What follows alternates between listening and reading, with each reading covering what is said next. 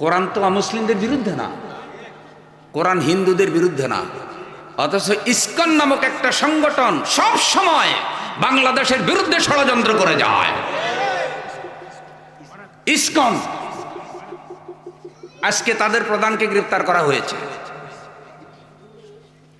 আমরা চাই এই গ্রেফতার যেন বাংলাদেশের ষড়যন্ত্রের কারণ না হয়। যদি ভালো উদ্দেশ্যে গ্রেফতার করা হয়ে থাকে তাহলে এই ষড়যন্ত্রকারীর উপযুক্ত বিচার হোক। হিন্দুদেরকে বলতে চাই, আপনাদের সাথে বাংলাদেশের মুসলমানদের কোনো বিরোধ নাই, কিন্তু যারা বাংলাদেশের স্বাধীনতার বিরুদ্ধে ষড়যন্ত্র করে, বাংলাদেশের অস্তিত্বের বিরুদ্ধে ষড়যন্ত্র করে, যারা বাংলাদেশে ধর্মে ধর্মে দাঙ্গা লাগিয়ে দিতে চায়, এই ষড়যন্ত্রকারীরা যেই ধর্মের হোক না কেন তাদেরকে ছাড়া হবে না। দিন আর আগের মতো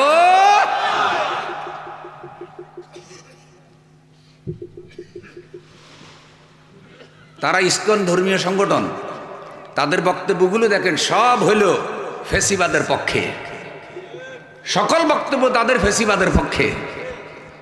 কোন অরাজনৈতিক সংগঠন কি প্রকাশ্য উলঙ্গভাবে এভাবে কোন স্বৈরাচারী দলকে সমর্থন করতে পারে? তাদের নেতা বক্তব্য দিচ্ছে ওই স্বৈরাচারের পক্ষে, যে আমরা তাদেরকে শক্তিশালী করার জন্য কাজ করি। তাইলে তোমাদের কাজ কি এদেশে অন্যায়কে শক্তিশালী করা? এটা বললেই সংখ্যালঘু ইস্যু নিয়ে আসে না। আমাদের দেশে হিন্দু ধর্মের উপরে কোনোদিন কোনো আল্লাহওয়ালা, কোনো ইসলামওয়ালা, কোনো মসজিদের হুজুর ইমামরা কোনোদিন কোনো জুলুম অত্যাচার করেছে? করেছে যারা, তারা ওদেরই পকেটের লোক।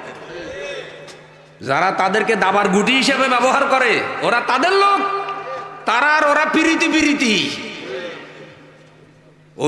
অভিনয় করে যে কালকে তোরটা জ্বালামো, এরপরে মামলা দিমো, দায়ী করবো হুজুরের। অপরাধ করে শামসু, মামলা খায় বাচ্চু।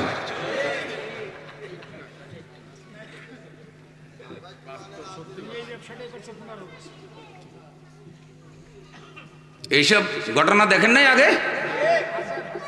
এলাকার ভালো মানুষ কোনো অপরাধে নাই, এই লোক বাড়িতে ঘুমাইতে পারেন, আর চোরগুলো বাহাদুরি করে ঘুরে বেড়ায়। বাহ, আল্লাহ এই দুরবস্থা থেকে জাতিকে মুক্ত করো আল্লাহ। নতুন করে আমরা কোনো অবিচারের বিজয় দেখতে চাই না। সবাই মিলে আল্লাহর দিন বিজয়ের জন্য কাজ করবো ইনশাআল্লাহ। আল্লাহর দিন বিজয়ের ব্যাপারে কোনো মতানৈক্য